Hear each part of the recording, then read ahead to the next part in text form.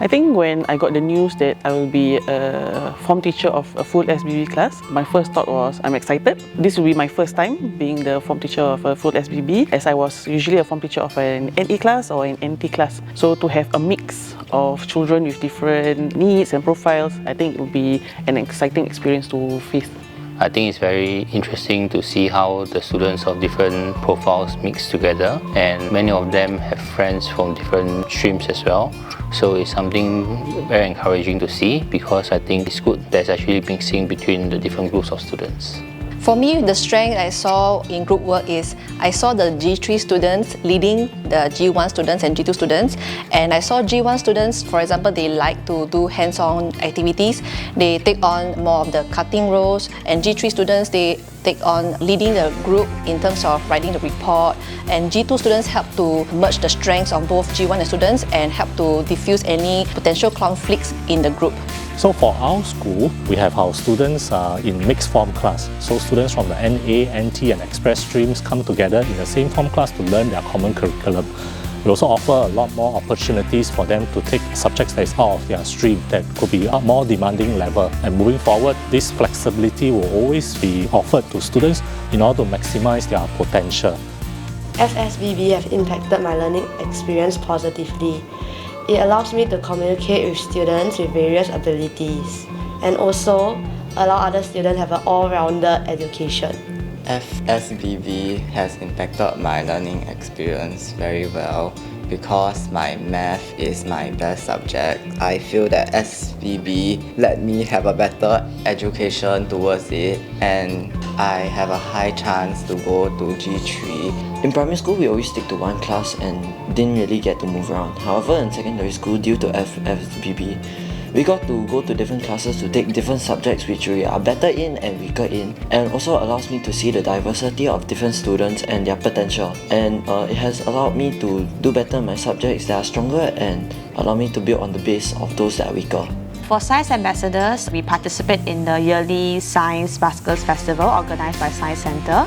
So ever since we embarked on FSBB, we realised that students of different streams actually come together to form groups to participate in the competition. We realised that this has created an environment where students actually don't feel left behind based on their academic differences, and instead they are learning from one another, and they are actually learning to appreciate the different gifts that each student can bring to the table. So beyond the curriculum experiences that our students go through as a class, right, we also have planned school experiences for our students. At the end of each term, we have our Learning Beyond Classroom where they go for a learning journey together. One example is that we brought our Sec 1 to the Sports Hub where they had the Dance of the Nation and did a workout together in celebration of National Day. These kind of core experiences help them build good friendship and break down barrier among students.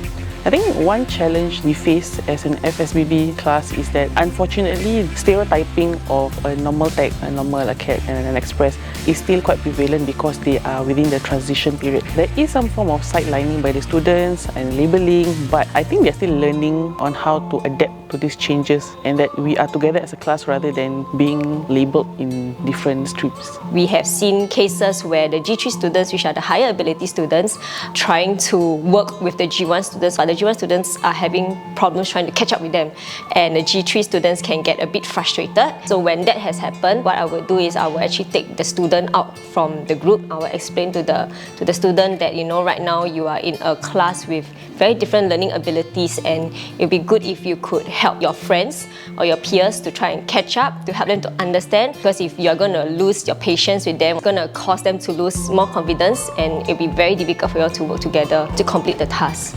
There isn't really much changes, and I think there isn't much for parents to worry about. What the school has done to ensure is bonding still within classes is to have activities that require Sec 1 students to experience things together. So for example, camps were created to ensure that experiences that test values such as perseverance and grit, the class comes together to help one another across, and I think that these values actually transcends intellectual ability of each group of students.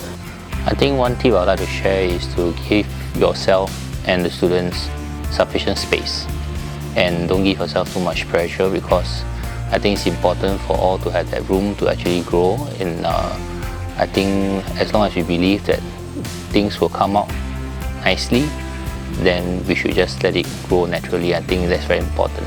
A tip would be to be open-minded and to feel that it's okay to make mistakes.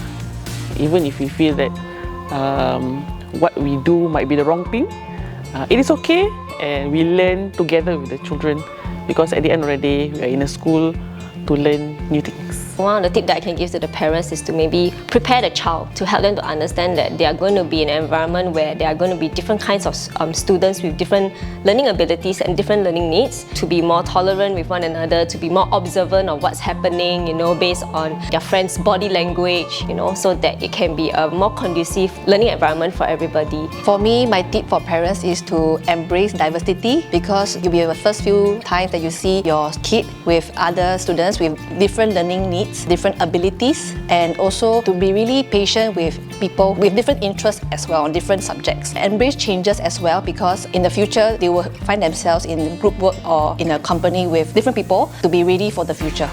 I would like to advise parents to look beyond academic intelligence of their child as well as their peers. I think through my experience, what gets them along and what will definitely help them post-secondary education will also be the ability to have empathy, as well as to be able to put themselves in the shoe of someone else and understand where they are coming from. A lot of the disagreements between students happens because they are unable to do so. In order for them to be able to be happier in a class of so many different students, they would need to learn how to be empathetic, to really see things from different people's perspective. And I think that would definitely help them along the way.